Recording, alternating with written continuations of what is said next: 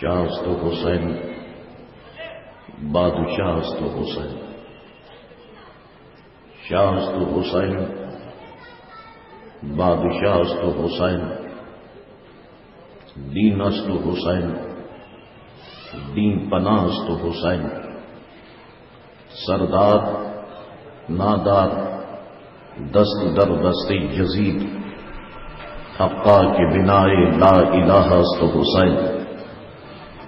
قتل حسین اصل میں مرگ یزید ہے، قتل حسین اصل میں مرگ یزید ہے۔ اسلام زندہ ہوتا ہے ہر کربلا کے بعد، انسان کو بیدار تو ہو لینے دو، انسان کو بیدار تو ہو لینے دو۔ ہر قوم پکارے گی کہ ہمارے ہیں حسین۔ کلمہ توحید ہے تیری شہادت اے حسین، کلمہ توحید ہے تیری شہادت اے حسین۔ تو نہ ہوتا تو نہ رہ جاتی صداقت اے حسین۔ تیری قربانی نے زندہ کر دیا اسلام کو، تیری قربانی نے زندہ کر دیا اسلام کو۔ وہ رہے گا تا ابد تیری بدولت اے حسین۔ طالبان منزل امن و سکون کے واسطے، طالبان منزل امن و سکون کے واسطے تیری قربانی ہوئی۔ شمع ہدایت اے حسین، ملت اسلام کو ملتا ہے ایک درس حیات، ملت اسلام کو ملتا ہے ایک درس حیات۔ کیسے بھولے ہم تیرا یوم شہادت اے حسین۔ احتمال آنے کا ہے پھر سے یزیدیت کا دور، احتمال آنے کا ہے پھر سے یزیدیت کا دور۔ پھر جہان نو کو ہے تیری ضرورت اے حسین۔ حال میرا کچھ بھی ہو میرا عقیدہ ہے یہی، حال میرا کچھ بھی ہو میرا عقیدہ ہے یہی۔ بخشوائے گی مجھے تیری محبت اے حسین۔ اللہ تبارک و تعالی کی حمد و ثنا اور دل کی گہرائیوں سے حضور رحمت عالم نور مجسم صلی اللہ تعالی علیہ وآلہ وسلم کی ذات اطہر پر درود پاک پڑھ لینے کے بعد برادران اسلام،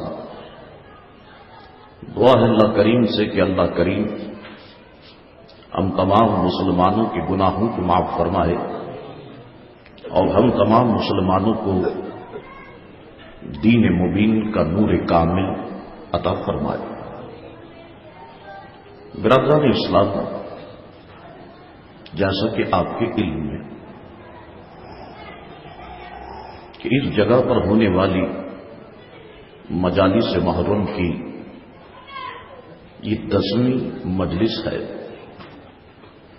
جو آیت مقدسہ میں نے خطبے کے بعد تلاوت کی ہے، قرآن مجید و فرقان حمید کی ایک بہت ہی مشہور اور معروف آیت مقدسہ ہے۔ میں سمجھتا ہوں کہ ہم جتنے لوگ یہاں پر بیٹھے ہوئے ہیں، ہم سب کے سب اس آیت مقدسہ سے جو میں نے تلاوت کی ہے اچھی طریقے سے واقف ہیں۔ جو واقف نہیں ہیں وہ بھی سنیں اور جو واقف ہیں وہ بھی سنیں۔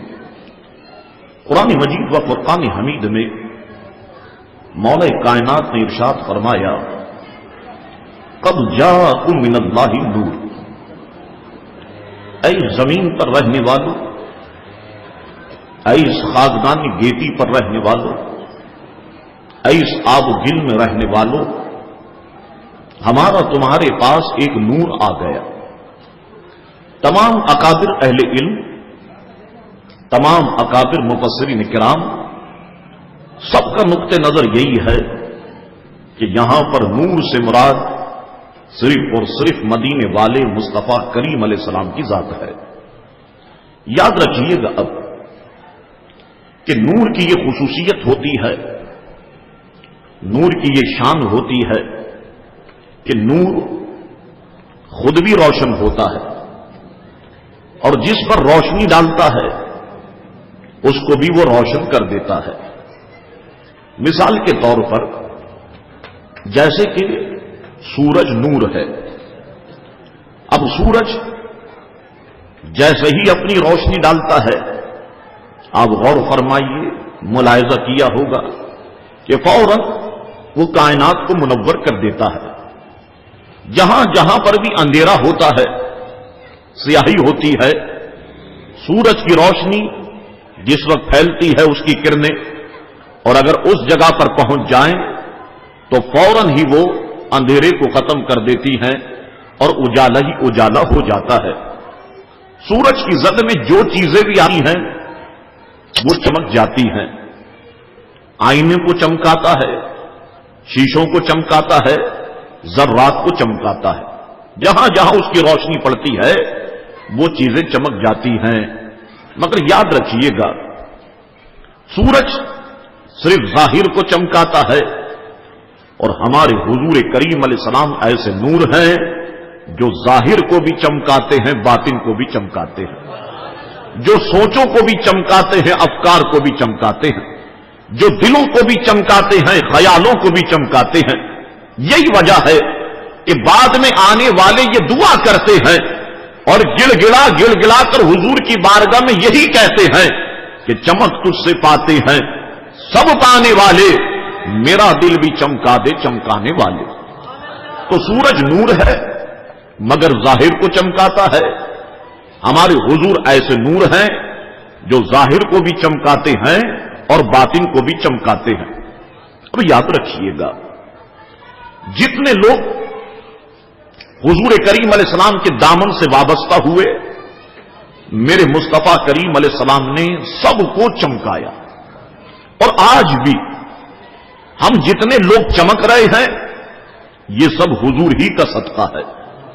ہمارے بعد آنے والے جتنے بھی لوگ چمکیں گے یہ بھی حضور ہی کا صدقہ ہے۔ کیوں؟ اس لیے کہ ہے جہاں میں جن کی چمک دمک، ہے چمن میں جن کی چہل پہل، ہے جہاں میں جن کی چمک دمک، ہے چمن میں جن کی چہل پہل، وہی ایک مدینے کا چاند ہے، سب اسی کے دم کی بہار ہے۔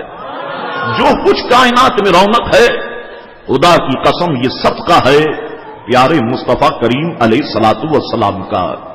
اب اس چیز کو ذہن میں رکھیے گا، جو لوگ دامن رسول سے وابستہ ہوئے وہ چمک گئے۔ ابو بکر آتے ہیں، رسول کے دامن سے وابستہ ہوتے ہیں، مصطفیٰ انہیں صدیق اکبر بنا کے چمکا دیتے ہیں۔ عمر ابن خطاب آتے ہیں، رسول کے دامن سے وابستہ ہوتے ہیں، حضور انہیں فاروق اعظم بنا کے چمکا دیتے ہیں۔ عثمان حضور کے دامن سے وابستہ ہوتے ہیں، سرکار انہیں ذوالنورین بنا کے چمکا دیتے ہیں، غنی بنا کر کے چمکا دیتے ہیں۔ حضرت علی آتے ہیں، حضور کے دامن سے وابستہ ہوتے ہیں، سرکار انہیں شیر خدا بنا کے چمکا دیتے ہیں۔ تو جو لوگ حضور کے دامن سے وابستہ ہوئے وہ سب کے سب چمک گئے۔ اب دیکھیے، جو لوگ حضور کے دامن سے وابستہ ہوئے وہ سب کے سب چمک گئے، دمک گئے۔ اب مجھے دیانتداری سے بتائیے، جو حضور کے دامن سے وابستہ ہوئے ان کا یہ مقام ہے، تو جنہوں نے حضور کی گود میں پرورش پائی ہو ان کا کیا مقام ہوگا؟ جنہوں نے حضور کے کندھے ناز پر بیٹھ کر کے سواری کی ہو ان کا کیا مقام ہوگا؟ جب دامن رسول سے وابستہ ہونے والے لوگ چمک گئے تو جو گود رسول میں پل بل کے بڑے ہوئے ہوں آپ خود جانتے ہیں کہ ان کا کیا مقام ہوگا اور ان کا کیا درجہ اور ان کا کیا مرتبہ ہوگا۔ آئیے ہم انہی شخصیات پر آج گفتگو کریں گے۔ ہمارا محور گفتگو کا 3 شخصیات ہوں گی۔ ایک ام المومنین حضرت خدیجۃ الکبریٰ رضی اللہ تعالی عنہا، دوسری شخصیت حضرت سیدہ فاطمہ الزہرا رضی اللہ تعالی عنہ۔ تیسری شخصیت حضرت سیدنا امام حسن رضی اللہ تعالیٰ عنہ ہیں۔ کھلے دل کھلے کانوں سے محبت، شوق، ولولے اور جذبے سے یہاں پر تشریف رکھیے گا۔ اپنے دل کو گرم رکھیے گا، لہو کو گرم رکھیے گا، اپنی زبانوں کو سبحان اللہ اور ماشاء اللہ سے تر رکھیے گا۔ ہم جن شخصیات پر گفتگو کرنے کے لیے آگے بڑھ رہے ہیں وہ اسلام کی بہت مشہور و معروف شخصیات ہیں۔ اگر ہم اس سردی کے اندر بھی ان کا ذکر کرتے رہے ولولے اور جوش و جذبے کے ساتھ، میں سمجھتا ہوں کہ شاید اس کے صدقے میدان محشر میں ہماری نجات ہو جائے، ہماری بخشش ہو جائے۔ تو انتہائی محبت اور شوق سے معروضات کو جو ہے وہ سماعت فرمائیے گا۔ پہلی شخصیت جو حضور کریم علیہ الصلوۃ والسلام کے دامن کرم سے وابستہ ہوئی خواتین میں، وہ ام المومنین حضرت خدیجہ الکبریٰ رضی اللہ تعالی عنہ ہیں۔ اب میں ان کے حالات و واقعات جو اکابر اہل علم حضرات نے لکھے ہیں میں آپ کی خدمت میں بیان کر دیتا ہوں۔ اکابر اہل علم حضرات فرماتے ہیں کہ حضرت خدیجہ رضی اللہ تعالی عنہا کا لقب ایک طاہرہ بھی تھا، اور کچھ مفسرین نے، کچھ اہل علم نے دوسرے بھی القاب بیان کیے، مگر مضبوط روایت یہی ہے کہ آپ کا لقب جو ہے وہ طاہرہ تھا۔ والد کا نام خویلد تھا۔ یاد رکھیے گا بعض لوگوں کو یہ پڑھنے میں دشواری ہوتی ہے، مگر میں نے اس کا آسان سا تلفظ بتا دیا، خویلد۔ یہ حضرت خدیجہ الکبریٰ رضی اللہ تعالی عنہا کے والد کا نام تھا۔ والدہ کا نام مورخین نے کہا کہ فاطمہ ہی تھا۔ نسب کے لحاظ سے سرکار کریم علیہ الصلوۃ والسلام کی دیگر ازواج کے مقابلے میں سب سے زیادہ قریب ہیں حضرت خدیجہ الکبریٰ رضی اللہ تعالی عنہا۔ اور میں نے آپ کو اس وقت بھی بتایا تھا حضرت عثمان غنی رضی اللہ عنہ کے موضوع پر جو گفتگو کی تھی، اور آج بھی بتا دیتا ہوں کہ انہی سے سرکار کریم علیہ الصلوۃ والسلام کی ساری اولاد ہوئی، سوائے ایک حضرت سیدنا ابراہیم رضی اللہ تعالی عنہ کے، کہ وہ حضرت ام المومنین حضرت ماریہ قبطیہ رضی اللہ تعالی عنہا کے بطن اقدس سے تھے۔ بچپن میں کہ جس وقت وہ اپنے پاؤں پر چلنا شروع ہوئے تھے ان کا انتقال ہو گیا تھا۔ حضور کریم علیہ السلام نے جب ماریہ قبطیہ کو عجیب و غریب حالت میں دیکھا، جب ان کو دیکھا کہ وہ غمگین ہیں، اور ظاہر سی بات ہے کسی ماں کے بچے کا انتقال ہو جائے یہ فطری بات ہے کہ وہ غمگین ہو جاتی ہے، دیکھا ملاحظہ فرمایا کہ یہ غمگین ہیں۔ حضور کریم علیہ الصلوۃ والسلام تشریف لائے، فرمایا ماریہ کیا سوچتی ہو؟ عرض کی یا رسول اللہ صلی اللہ علیہ وسلم کچھ نہیں سوچتی، بس ایسے ہی ایک خیال میں جو ہے میں گم ہوں۔ میرے حضور کریم علیہ السلام نے مسکرا کے فرمایا اے ماریہ میں تجھے بتا دوں، ابھی دیکھیے زمین پر رونق افروز ہے، حضور نے فرمایا ماریہ میں تجھے بتا دوں کہ جنت میں تیرا شہزادہ کس حال میں ہے، میں تجھے بتا دوں؟ عرض کرتی ہیں یا رسول اللہ صلی اللہ تعالی علیہ وسلم میرا کامل ایمان ہے کہ میرے شہزادے جنت میں ہیں۔ حضور نے فرمایا ماریہ اللہ تعالی نے سیدنا ابراہیم علیہ الصلوۃ والسلام کی ڈیوٹی لگائی ہے کہ وہ جنت میں تیرے شہزادے کی دیکھ بھال کرے، جنت میں تیرے شہزادے کی پرورش کریں۔ یہ اللہ تبارک و تعالی نے حضرت ماریہ حضرت سیدنا ابراہیم علیہ الصلوۃ والسلام کی جو ہے وہ ذمہ داری اور ڈیوٹی لگائی ہوئی ہے۔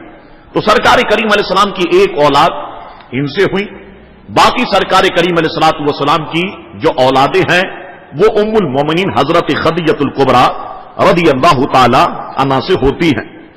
ام المومنین کے والد اپنے قبیلے میں مورخین کرام فرماتے ہیں کہ نہایت اعلی حیثیت کے حامل تھے، ہر شخص انہیں عزت کی نگاہ سے دیکھتا تھا، محبت کی نگاہ سے دیکھتا تھا، اور اس کی سب سے بڑی وجہ یہ تھی کہ اس وقت حضرت ام المومنین خدیجہ الکبریٰ کے والد عرب کے تاجروں میں انہیں ایک بہت بلند مقام حاصل تھا، بہت پیسے والے اور بہت مالدار انسان تھے۔ ایک جنگ ہوئی تھی اس دور کے اندر کہ جس میں حضرت خدیجہ الکبریٰ رضی اللہ تعالی عنہ کے والد کا جو ہے وہ انتقال ہو گیا تھا۔ اب والد کے انتقال کے بعد آپ کے چچا عمر بن اسد آپ کے سرپرست بنے، اور والد کے انتقال کے بعد تقریباً جو دولت تھی وہ حضرت خدیجہ الکبریٰ رضی اللہ تعالی عنہ کے پاس آ گئی تھی۔ اب حضرت خدیجہ الکبریٰ رضی اللہ تعالی عنہ نے اس دولت کو بڑھانا چاہا، اور اس کے لیے آپ نے بزنس کو اختیار کیا، تجارت کو اختیار کیا۔ سرکار کریم علیہ الصلوۃ والسلام کے نکاح میں آنے سے پہلے بعض مورخین نے کہا کہ حضرت خدیجہ کا ایک نکاح ہوا، اور بعض مورخین نے لکھا کہ ان کے 2 نکاح ہو چکے تھے، جن سے ایک ہند اور ایک ابو حالہ پیدا ہوئے تھے۔ والد کے انتقال کے بعد جس وقت آپ تجارت کرنا شروع کرتی ہیں تو اس دور کے اندر عورت کا تجارت کرنا، بزنس کرنا بہت مشکل کام تھا، لیکن خدیجہ الکبریٰ نے ایک نیا انداز جو ہے اپنے ذہن سے ترتیب دیا، چنانچہ انہوں نے اپنے اعزاء، اپنے رشتہ داروں کے ذریعے سے اور اپنے غلاموں کے ذریعے سے اپنے بزنس کو جو ہے وہ آگے بڑھایا۔ جب حضرت خدیجہ الکبریٰ رضی اللہ تعالی عنہا کا بزنس آگے بڑھتا ہے، توجہ فرمائیے، یہ معلوماتی باتیں ہیں جو میں عرض کر رہا ہوں۔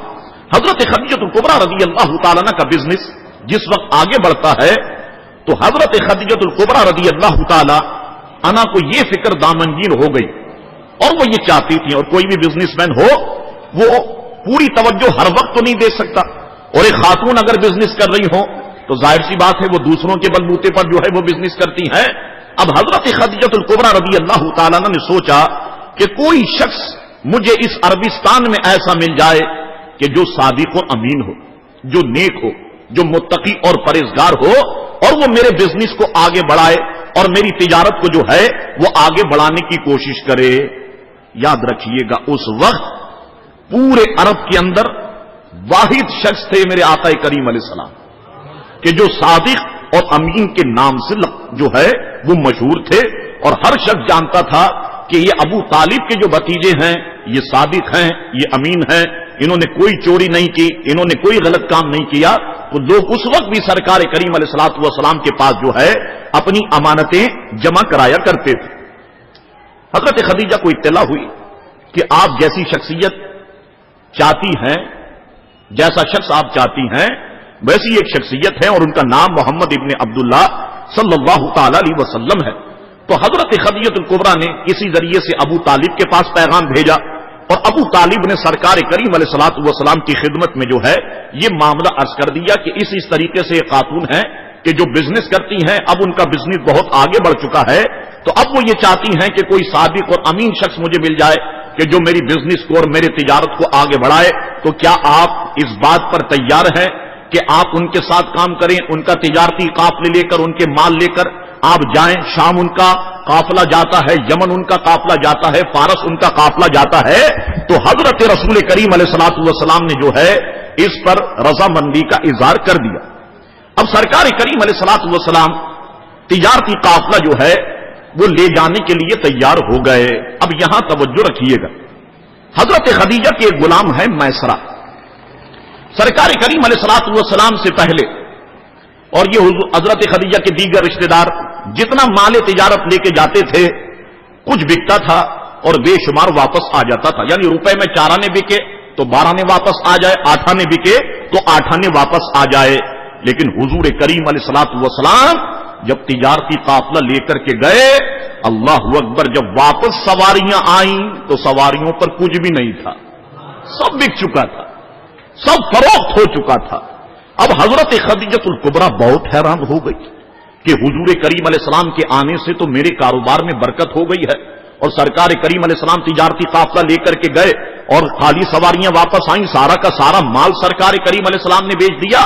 تو انہوں نے اپنے غلام میسرہ کو بلایا اور میسرہ سے کہا کہ میسرہ یہ بتاؤ کہ تم نے محمد عربی کو کیسا پایا؟ تو میسرہ کہنے لگ گئے کہ جس وقت ہم شام میں داخل ہوئے اور جس وقت تجارت اپنے عروج پر پہنچا، سخت دھوپ تھی، سخت گرمی تھی، حضور کریم علیہ السلام جیسے ہی تجارت کے لیے تشریف لائے، میں نے کیا دیکھا کہ بادل کا ٹکڑا مصطفیٰ پہ سایہ کر رہا تھا، بادل کا ٹکڑا مصطفیٰ کریم علیہ السلام پہ سایہ کر رہا تھا۔ اور حضرت خدیجہ الکبریٰ نے اس منظر کو اپنی آنکھوں سے دیکھا تھا کہ حضور کریم علیہ السلام جب سارا مال تجارت فروخت کر کے واپس آ رہے تھے تو حضرت خدیجہ نے اپنی آنکھوں سے دیکھا تھا کہ بادل کا ٹکڑا سرکار کریم علیہ السلام پہ سایہ فگن ہے۔ برادران اسلام، تو انہوں نے دیگر خواتین کو بھی بلایا اور ساری خواتین جو ہے وہ محو حیرت ہو جاتی ہیں کہ ایسا عجیب و غریب منظر جو ہے وہ ہم نے نہیں دیکھا۔ غرض یہ کہ حضور کی صداقت سے، حضور کی امانت سے حضرت خدیجہ الکبریٰ رضی اللہ تعالی عنہا بہت زیادہ متاثر ہوتی ہیں اور سرکار کریم علیہ الصلوۃ والسلام کی خدمت میں نکاح کا پیغام بیچتی ہیں۔ عرض کرتی ہیں میری خواہش یہ ہے، میں یہ چاہتی ہوں کہ آپ مجھ سے شادی کر لیں، آپ مجھ سے نکاح کر لیں۔ تو رسول کریم علیہ الصلوۃ والسلام کی خدمت میں جب یہ سارے معاملات آئے، حضور کریم علیہ الصلوۃ والسلام نے اس نکاح پر جو ہے وہ رضامندی کا اظہار فرما دیا۔ پھر سرکار کریم علیہ الصلوۃ والسلام کا نکاح جو ہے حضرت خدیجہ الکبریٰ رضی اللہ تعالی عنہا سے ہو گیا، اور 500 درہم طلائی مہر مورخین کرام فرماتے ہیں کہ اس میں تھا، اور اس وقت سرکار کریم علیہ السلام کی عمر شریفہ جو تھی وہ 25 سال تھی، اور حضرت خدیجہ الکبریٰ کی عمر شریفہ جو تھی وہ 40 سال تھی۔ تو حضرت خدیجہ نے نکاح کیا حضور کریم علیہ الصلوۃ والسلام کی دیانت کو دیکھ کر اور حضور کریم علیہ الصلوۃ والسلام کی صداقت کو دیکھ کر۔ یہاں پر ایک میں ایک نصیحت کی بات کرتا ہوا فوراً آگے بڑھ جاؤں گا۔ یاد رکھیے گا، ہم سب اپنے آپ کو مسلمان کہتے ہیں اور الحمدللہ ہم مسلمان ہیں، لیکن ہمارے معاشرے کے اندر خیانت اپنے عروج پر پہنچ چکی ہے، دھوکہ دینا اپنے عروج پہ پہنچ چکا ہے، اور یہ نیسیسریز اور یہ رابری اور یہ کڈنیپنگ فار رینسم، یہ ساری کی ساری چیزیں ہمارے معاشرے میں جو ہے اپنے عروج پر پہنچ چکی ہیں۔ ہم یہ نعرہ لگاتے ہیں اور ہم یہ دعویٰ کرتے ہیں کہ ہم مسلمان ہیں، تو یاد رکھنا مسلمانوں، بے شک ہم مسلمان ہیں، لیکن یاد رکھیے گا کامل مومن اور کامل مسلمان وہ ہوتا ہے جو سرکار کریم علیہ الصلوۃ والسلام کے فرمودات پر عمل کرے، اور حضور کریم علیہ الصلوۃ والسلام نے جن نقوش پر چلنے کی ہمیں تعلیم ارشاد فرمائی ہے، ہمیں جو ہے ان نقوش پہ چلنا چاہیے۔ اب آئیے، حضرت خدیجہ الکبریٰ نے جب سرکار کریم علیہ الصلوۃ والسلام سے نکاح کیا تو سارے بزنس مین لوگ، اب سرکار کریم علیہ الصلوۃ والسلام بظاہر اگر آپ دیکھیں تو حضور کے پاس تو اتنا مال نہیں تھا، سرکار کریم علیہ السلام ان کا جو ہے تجارتی قافلے لے کر کے جایا کرتے تھے۔ اب لوگوں نے حضرت خدیجہ الکبریٰ سے کہنا شروع کر دیا، اور حاسد جو لوگ تھے، جو حضور کے دشمن تھے، انہوں نے شور مچانا شروع کر دیا کہ حضرت خدیجہ کو تو دیکھو کہ انہوں نے ایک مفلس سے نکاح کر لیا، خدیجہ کو دیکھو انہوں نے ایک یتیم سے نکاح کر لیا، خدیجہ کو تو دیکھو انہوں نے غریب سے نکاح کر لیا، اتنے امیر لوگ پڑے ہوئے تھے، صرف حضور کریم علیہ الصلوۃ والسلام سے نکاح کیوں کیا؟ اب حضرت خدیجہ الکبریٰ نے جب یہ سنا کہ لوگ سرکار کریم علیہ السلام کو مفلس کہہ رہے ہیں، لوگ سرکار کریم علیہ السلام کو غریب کہہ رہے ہیں، لوگ معاذ اللہ ثم معاذ اللہ سرکار کریم علیہ الصلوۃ والسلام کا مذاق اڑا رہے ہیں، تو حضرت خدیجہ نے تمام تاجروں کو جمع کیا۔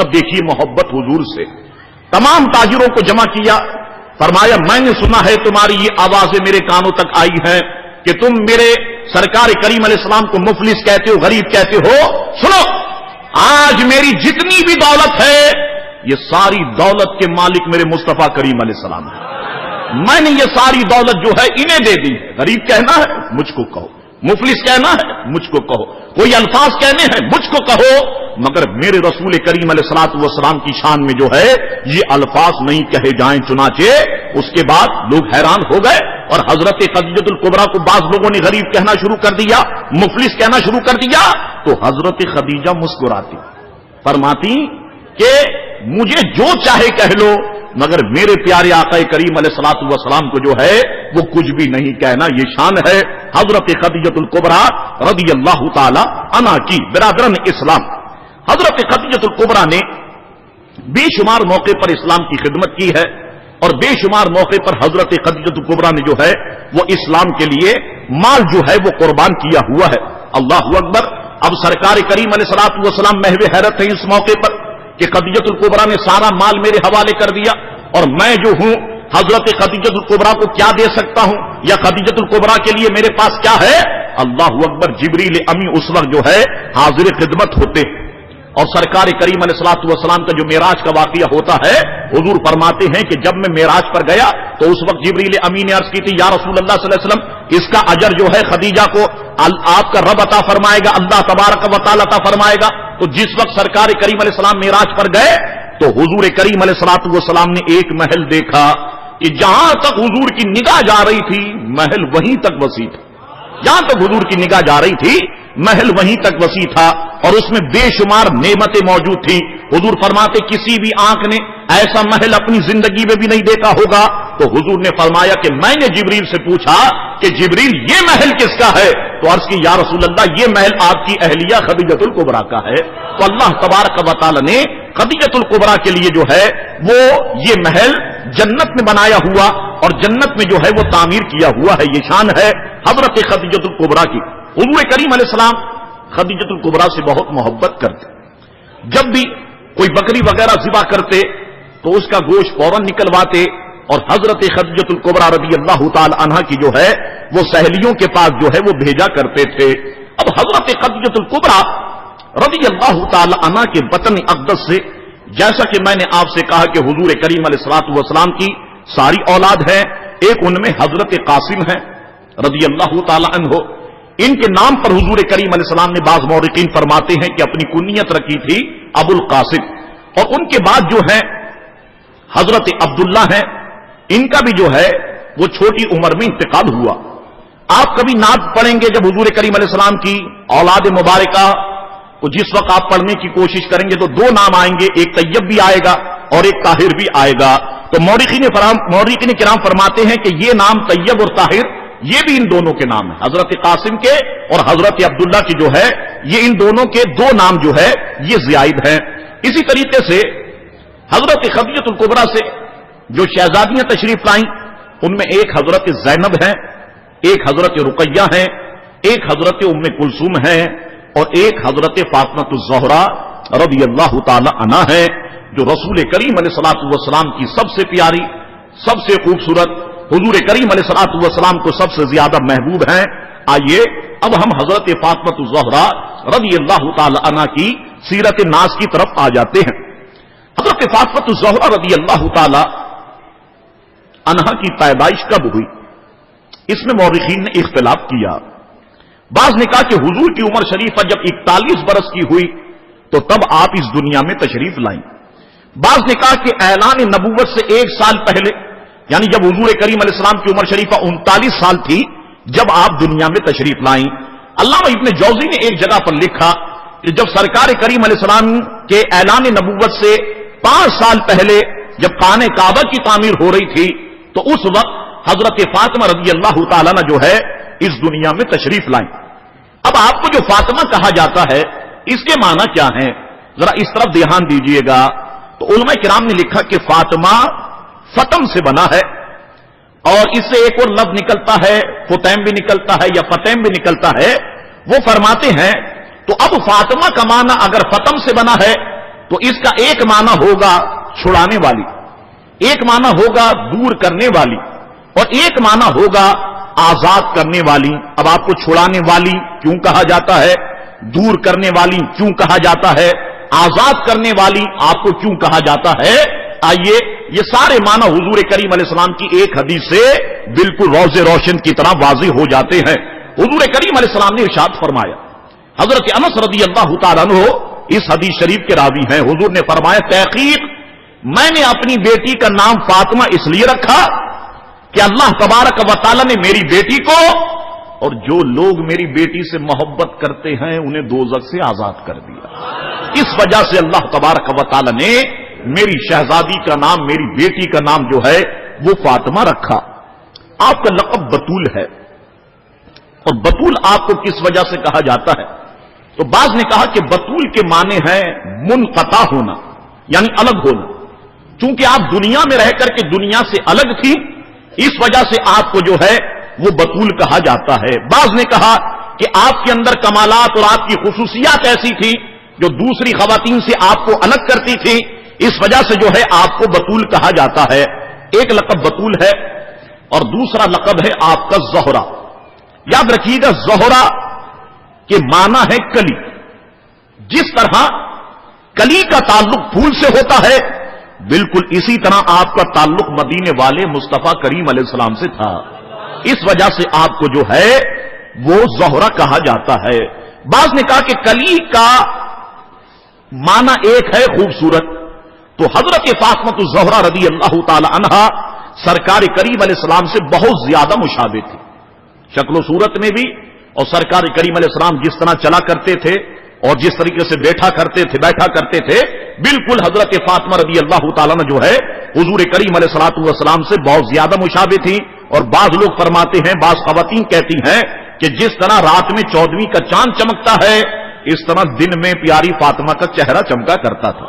तो इस वजह से जो है आपको फातिमा कहा जाता है। हजरत आयशा सिद्दीका रदी अल्लाह ताला अन्हा उम्मुल मोमिनीन है, फरमाती हैं कि मैंने किसी को भी नहीं देखा कि जो उठने बैठने और चलने फिरने में और हुस्न खुल्क में और गुफ्तगू में सरकार करीम अलैहिस्सलाम से सबसे ज्यादा मुशाबे हो।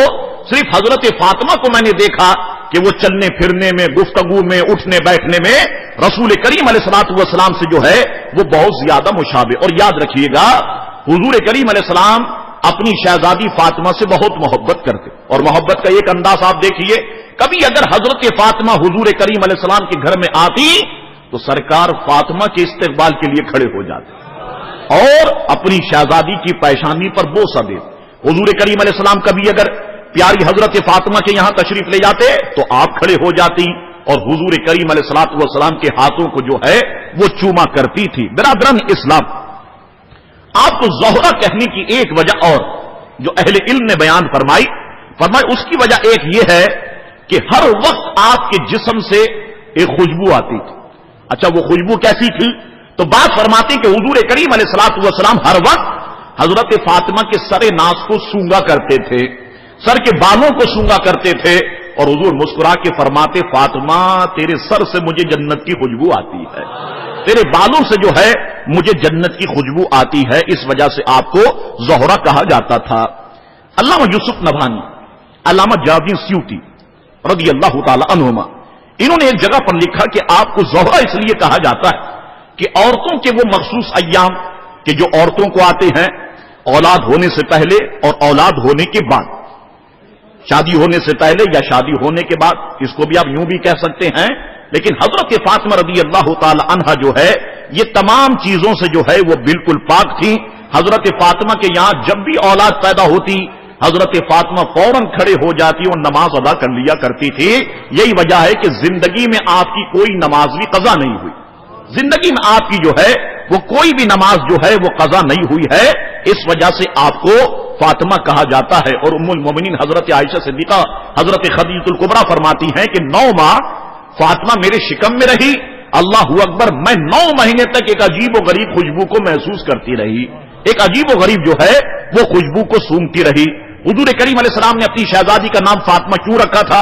तो मैंने आपको उस वक्त बताया था जब हजरत अली करमल्लाहु वजहुल करीम पर मैंने गुफ्तगू की थी कि हुजूर करीम अलैहिस्सलातु वस्सलाम हजरत फातिमा बिनते असद यानी हजरत अली करमल्लाहु वजहुल करीम की वालिदा मोहतरमा अपनी चची से बहुत ज्यादा मोहब्बत करते थे। तो सरकार करीम अलैहिस्सलातु वस्सलाम ने अपनी शहजादी का नाम जो है वो फातिमा रखा। अब आइए हजरत फातिमा ज़ोहरा रज़ी अल्लाह ताला अन्हा की शान में जो आदीस मुबारक आई हैं, हम जरा उस पर भी एक नजर दौड़ा देते हैं। पहली हदीस है कि सरकार करीम अलैहिस्सलाम की सारी अज़वाज हुजूर के सामने मौजूद थी कि हजरत फातिमा तशरीफ लाई। सारी अज़वाज फरमाती कि हमने देखा वो चाल चलन में हुजूर से मुख्तलिफ नहीं थी। तो सरकार करीम अलैहिस्सलाम ने उनके कान में कोई बात कही तो हजरत फातिमा रोने लग गई। फिर थोड़ी देर के बाद हुजूर ने उनके कान में एक और बात कही तो हजरत फातिमा जो है वो हंसने लग गई। उसके बाद हजरत फातिमा जब तशरीफ ले जाने लगी तो हुजूर ने फरमाया, मेरी बेटी फातिमा जन्नती औरतों की सरदार है, मेरी बेटी फातिमा जन्नती औरतों की सरदार है। जब तक हुजूर करीम अलैहिस्सलाम हयात रहे हजरत फातिमा ने यह बात किसी को भी नहीं बताई कि सरकार ने उस वक्त मेरे कान में कहा था, मैं रोने लग गई, फिर कहा था तो मैं हंसने लग गई। एक दिन उम्मुल मोमिनीन हजरत आयशा सिद्दीका रज़ी अल्लाह ताला अन्हा ने पूछ लिया, ऐ फातिमा ये फरमाइए, उस वक्त हुजूर ने आपके कान में कहा, आप रोने लग गई, फिर कहा तो आप हंसने लग गई, इसकी क्या वजह है? तो हजरत फातिमा ने उस राज को आश्कार किया।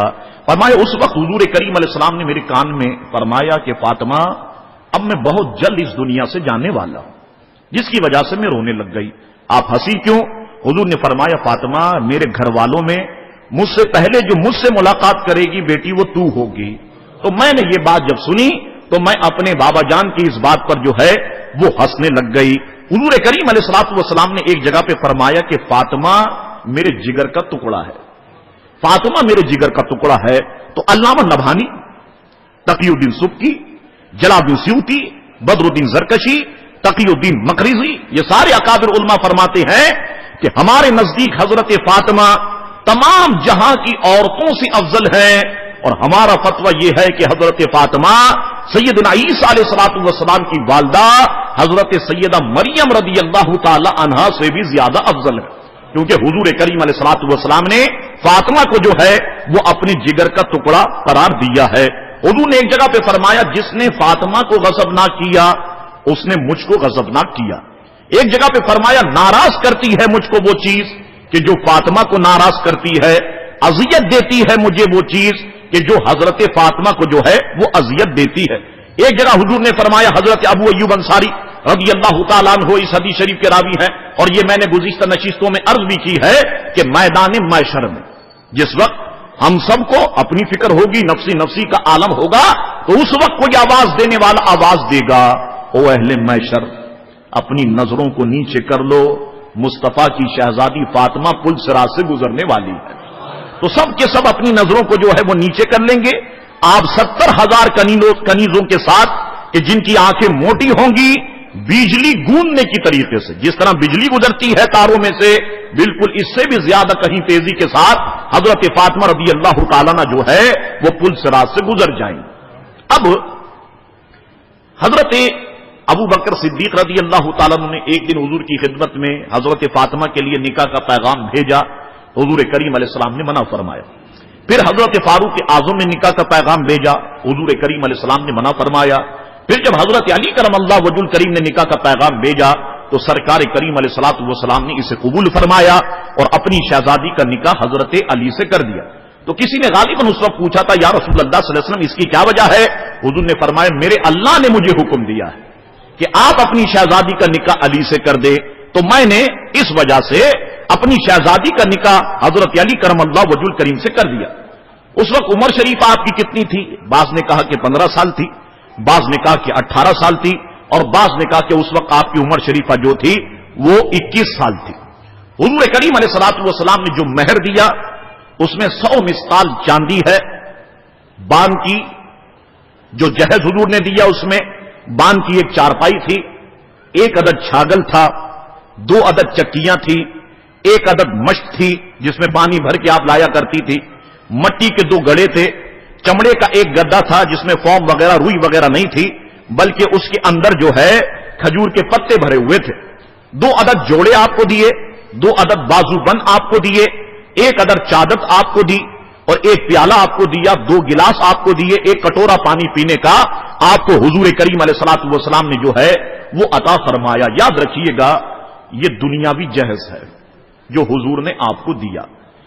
جب آپ کا نکاح حضرت علی سے ہو گیا تو ایک منافق حضرت علی کو ملا, کہا اے علی کاش کہ آپ میری بیٹی سے شادی کرتے تو آپ دیکھتے کہ میں آپ کو کتنا جہیز دیتا, کتنے پیسے دیتا, مالا مال کر دیتا. ابھی یہ گفتگو جا رہی تھی کہ کسی نے کہا کہ علی ذرا اوپر کی طرف تو دیکھو.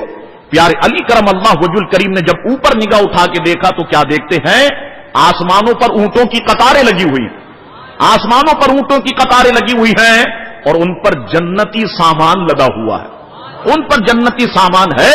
اور کوئی کہنے والا کہہ رہا ہے علی یہ جہیز ہے جو تمہارے لیے میدان محشر میں عطا کیا جائے گا, جو تمہیں جو ہے جنت میں عطا کیا جائے گا. یہ شان ہے حضور کریم علیہ الصلوۃ والسلام کی پیاری شہزادی حضرت فاطمہ کی. اس کے بعد حضرت علی نے اس منافق سے فرمایا اے منافق سن, جو جہیز میں نے فاطمہ کا دیکھا ہے خدا کی قسم روئے زمین میں آج تک ایسا جہیز کسی نے بھی کسی کو نہیں دیا ہوگا کہ جو اللہ تبارک و تعالی نے ہمارے حصے میں جو ہے وہ لکھا ہوا ہے.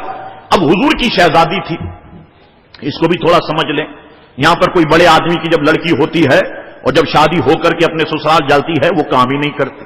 صاحب آپ کام کیوں نہیں کرتی؟ وہ کہتی ہمارے گھر میں تو نوکرانیاں اتنی تھی کہ وہ کام کاج کیا کرتے تھے, ہمارے گھر میں تو نوکر اتنے تھے کہ وہ کام کاج کیا کرتے تھے, تو ہم کیا کے لیے کام کریں؟ اگر تم نے کام کرانا ہی ہے تو نوکرانی کو رکھ لو, اس کو رکھ لو, اس کو رکھ لو. آئیے ان عورتوں کو چاہیے کہ حضرت فاطمہ کی سیرت کا مطالعہ کریں. حضرت فاطمہ رضی اللہ تعالی عنہا شہنشاہ کونین، انبیاء و مرسلین کے سردار، شہنشاہ بادشاہ حضور کریم علیہ الصلوۃ والسلام کی شہزادی ہیں، مگر جھاڑو خود دیتی، کھانا خود پکاتی، کپڑے خود دھوتی، چکی خود چلاتی اور مشک میں پانی بھر بھر کے خود لایا کرتی تھی. یہی وجہ تھی کہ آپ کے مبارک ہاتھوں پر گٹھے پڑ چکے تھے اور آپ کے بطن مبارک پر بھی جو ہے وہ چھالے پڑ چکے تھے مشک اٹھانے کی وجہ سے. یہ شان ہے حضرت فاطمہ رضی اللہ تعالیٰ عنہ کی. اور بے شمار واقعات جو اس وقت میرے سامنے ہیں، ہم اس کی طرف نہیں جاتے ہیں، مگر یہاں پر اتنا بتا دیتا ہوں کہ حضور کریم علیہ الصلوۃ والسلام کے ظاہری طور پر پردہ فرمانے کے بعد حضرت فاطمہ الزہرا رضی اللہ تعالیٰ صرف 6 مہینے کے بعد اس دنیا سے انتقال کر جاتی ہے. آپ کی عمر صرف 28 سال تھی. حضرت ابوبکر صدیق رضی اللہ تعالیٰ کی اہلیہ نے آپ کو غسل دیا اور حضرت فاطمہ رضی اللہ تعالیٰ عنہ کی مزار شریف جو ہے وہ جنت البقیع میں واقع ہے. میری دعا ہے اللہ تبارک و تعالیٰ سے کہ اللہ تبارک و تعالیٰ حضرت فاطمہ کی مزار شریفہ پر رحمت و رضوان کی بارش فرمائے. اب آئیے حضرت فاطمہ رضی اللہ تعالی عنہ کے شہزادے جو سب سے پہلی اولاد حضرت فاطمہ رضی اللہ تعالی عنہ کی ہے وہ امام عالی مقام امام حسن رضی اللہ تعالی عنہ ہیں. اب ہم اصول برکت کے لیے ان پر گفتگو کر لیتے ہیں. 15 رمضان المبارک 3 ہجری میں پیدا ہوئے. حضور کریم علیہ السلام تشریف لائے. فرمایا علی اپنے اس بچے کا نام رکھو. عرض کی یا رسول اللہ صلی اللہ علیہ وسلم نام تو آپ ہی رکھیں گے. حضور نے فرمایا پھر میں اپنے اس شہزادے کا نام حضرت ہارون علیہ السلام کے بڑے شہزادے جن کا نام شبر تھا میں اپنے بچے کا نام وہ نام رکھوں گا. شبر سریانی زبان کا لفظ ہے اور عربی زبان میں اس کے معنی ہوتے ہیں حسن. تو رسول کریم علیہ الصلوۃ والسلام نے جو ہے اپنے شہزادے کا نام حسن رکھا. حضرت جبریل امی نازل ہوئے. عرض کی اللہ تبارک و تعالی آپ کو اس بچے کی مبارکباد پیش کرتا ہے اور اللہ تبارک و تعالی جو ہے آپ کو اس بچے کی خوشخبری سناتا ہے. تو حضور کریم علیہ الصلوۃ والسلام نے اپنے شہزادے کا نام جو ہے وہ حسن رکھا. آپ کی کنیت ابو محمد تھی. پیدائش کے 7ویں دن آپ کا عقیقہ کیا گیا. بال منڈوائے گئے اور بال کے برابر چاندی سرکار کریم علیہ الصلوۃ والسلام نے جو ہے وہ صدقہ کی. جس وقت حضور کریم علیہ السلام کا ظاہری وصال طیبہ ہوا اس وقت آپ کی عمر شریفہ جو ہے وہ 7.5 سال تھی. مگر 7.5 سال کی عمر میں بھی حضرت امام حسن نے حضور سے 13 حدیثیں روایت کی ہے. 13 حدیثیں جو ہے سرکار کریم علیہ الصلوۃ والسلام سے روایت کی ہے. 7.5 سال کی عمر ہی کیا ہوتی ہے اور حضور کے فرمودات کو حضور کے ارشادات کو ذہن میں رکھنا اور اسے بیان کر دینا تو یہ آپ کے کمال حافظے کی طرف جو ہے وہ دلالت کرتی ہے. بہت خوبصورت تھے، بہت حسین تھے. اور حضرت علی فرماتے ہیں کہ میرا بیٹا حسن سر کے بالوں سے لے کر ناف تک حضور کے مشابہ، میرا بیٹا حسین ناف سے لے کر پیروں تک تلووں تک میرے حضور کے مشابہ. تو گویا کہ یہ شکل مصطفیٰ کریم علیہ الصلوۃ والسلام تھی کہ جو اس وقت مدینہ شریف میں گھوم رہی تھی. یہ شان ہے حضرت امام علی مقام امام حسن رضی اللہ تعالی عنہ کی. بے شمار فضیلتیں آپ کی آئی ہیں اور میں اسے آپ کی خدمت میں بیان کر دیتا ہوں. حضرت ایک صحابی رسول ہیں حضرت ابو بکر رضی اللہ تعالیٰ عنہ، یا بعض نے کہا کہ ان کا نام ابو بکرا ہے. ابو بکرا ان کا نام جو ہے، ابو بکرا غالباً ان کا نام ہے. وہ فرماتے کہ میں نے رسول کریم علیہ السلام کو دیکھا کہ آپ منبر پر رونق افروز ہیں اور امام حسن آپ کے پہلو میں ہیں. آپ کبھی صحابہ کرام کی طرف توجہ فرماتے ہیں اور کبھی ان کی طرف توجہ فرماتے ہیں. اور پھر حضور نے فرمایا میرا بیٹا حسن سردار ہے، میرا بیٹا حسن سردار ہے. امید ہے کہ میرا رب ان کے ذریعے سے مسلمانوں کے 2 گروہوں کے اندر جو ہے وہ صلح کرا دے گا. میرا بیٹا سردار ہے، امید ہے کہ اللہ تعالیٰ ان کے وسیلے سے ان کے صدقے سے جو ہے مسلمانوں کے 2 گروہوں کے اندر صلح کرا دے گا. حضرت عبداللہ ابن زبیر رضی اللہ تعالی عنہ فرماتے ہیں کہ میں نے دیکھا حضور کریم علیہ الصلوۃ والسلام جب سجدے میں ہوتے تو امام حسن آتے حضور کی پشت پہ بیٹھ جاتے، رونق افروز ہو جاتے. فرماتے ہیں کہ پھر میں نے یہ نہیں دیکھا کہ حضور انہیں اتارتے ہوں بلکہ یہ خود اترا کرتے. اور میں نے دیکھا کہ جس وقت حضور رکوع میں جاتے تو یہ حضور کریم علیہ الصلوۃ والسلام پر جو ہے آ کر کے سوار ہو جاتے، اور میں نے دیکھا کہ حضور جس وقت جو ہے نماز میں قیام کی حالت میں ہوتے تو یہ دونوں کے امام حسن آتے، اور امام حسین کے بارے میں بھی یہ روایت ہے کہ یہ آتے اور حضور کریم علیہ السلام کی ٹانگوں کی بیچ میں سے نکلنے کی کوشش کرتے، تو سرکار کریم علیہ السلام اپنے مبارک پیروں کو کشادہ کیا کرتے تھے، کشادہ فرما دیا کرتے تاکہ یہ آسانی کے ساتھ جو ہے میرے پیروں کے بیچ میں سے نکل جائیں۔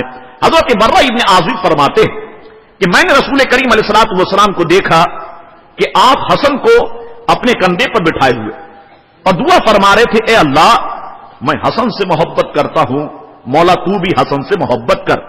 حضرت ابن عباس فرماتے ہیں کہ ایک موقع پر حضور کریم علیہ الصلوۃ والسلام حضرت امام حسن کو اپنے کندھے پر بٹھائے ہوئے تشریف لے جا رہے تھے، تو ایک صحابی رسول کی نظر پڑی، انہوں نے کہا کہ شہزادے کتنی اچھی سواری پر تم سوار ہو۔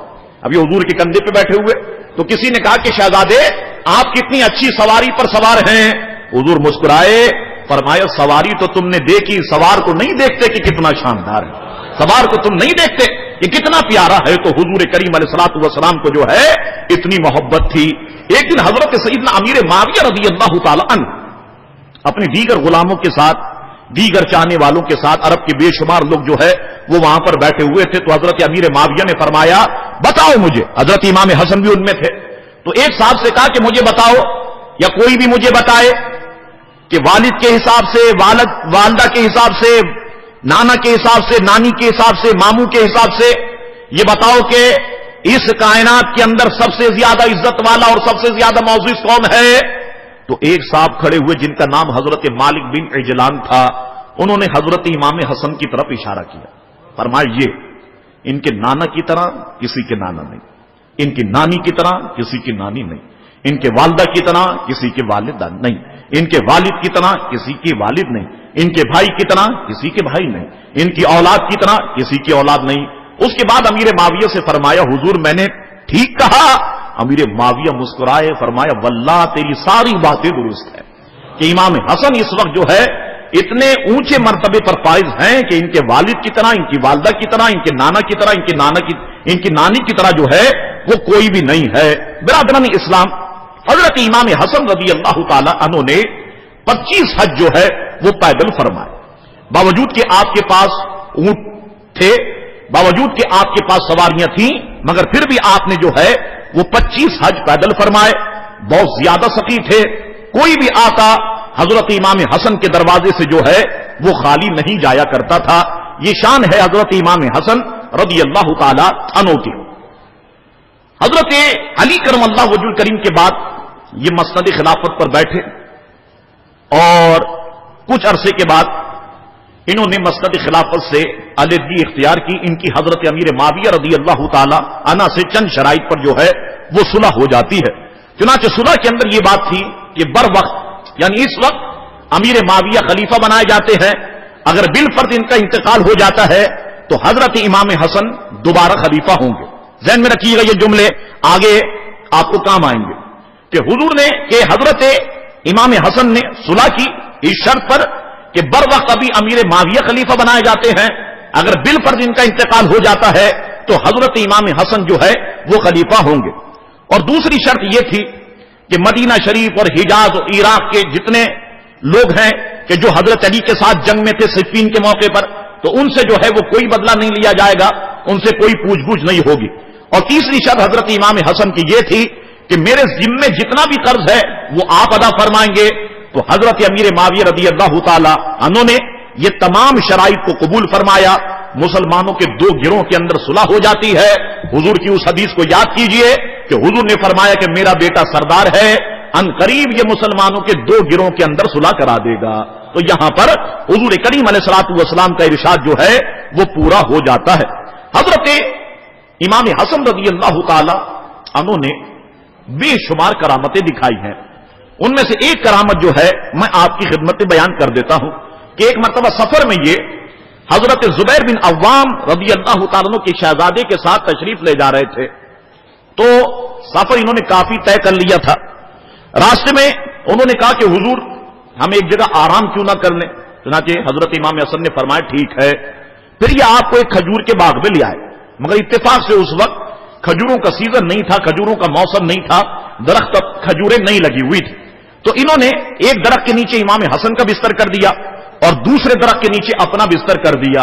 اب یہ دونوں جو ہے لیٹے ہوئے ہیں، تو اتنے میں زبیر بن عوام کے شہزادے نے عرض کی حضور کتنا ہی اچھا ہوتا کہ درختوں پہ کھجوریں ہوتی. امام حسن مسکرائے، فرمایا کیا کھجوریں کھانی ہے؟ جی حضور میں نے کھجوریں کھانی ہے. امام حسن نے فرمایا کون سی مشکل بات ہے؟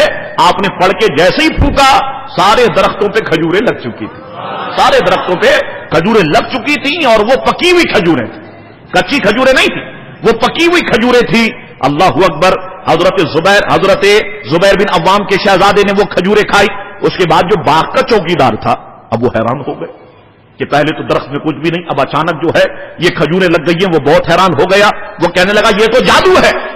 امام حسن مسکرائے، فرمایا جادو نہیں ہے، میرے نانا جب معجزات دکھا سکتے ہیں تو نواسا کرامت کیوں نہیں دکھا سکتا؟ میرے نانا جب انگلیوں سے پانی کے چشمے جاری کر سکتے ہیں، میرے نانا جب لعاب کو ڈال دیں تو کھارے پانی کو میٹھا کر سکتے ہیں، میرے نانا جب اشارہ فرمائے تو درخت کو بلا سکتے ہیں، میرے نانا حکم فرمائے تو کنکریوں سے اپنے نام کا کلمہ پڑھوا سکتے ہیں، تو نواسا درختوں پہ کھجوریں کیوں نہیں لگا سکتا؟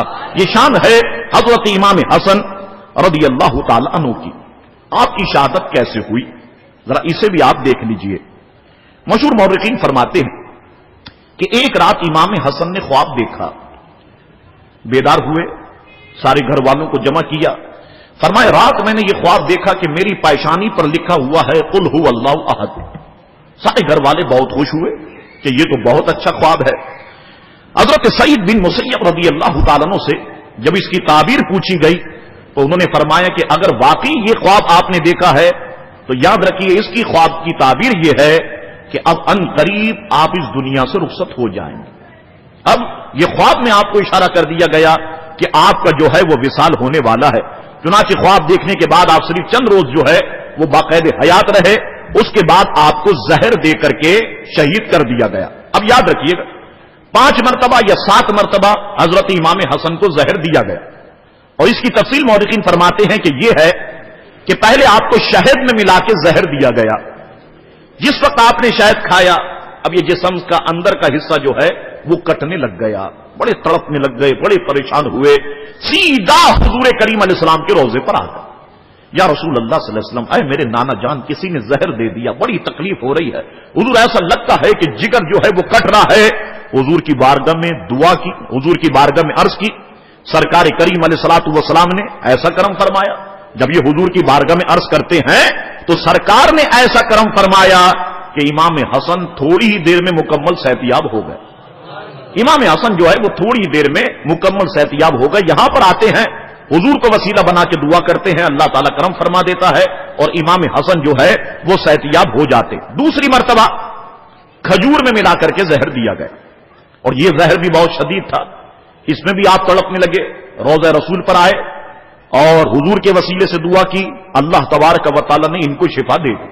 دوسری بار بھی جو ہے وہ شفا ہو جاتے ہیں، شفا یاب ہو جاتے. اس کے بعد کسی نے ہیرے کی کنی، جس برتن میں آپ پانی پیا کرتے تھے اس میں پیس کر کے ڈال دی یا گلاس میں پیس کر کے ڈال دی اور آپ کو اس کا پانی پلا دیا گیا.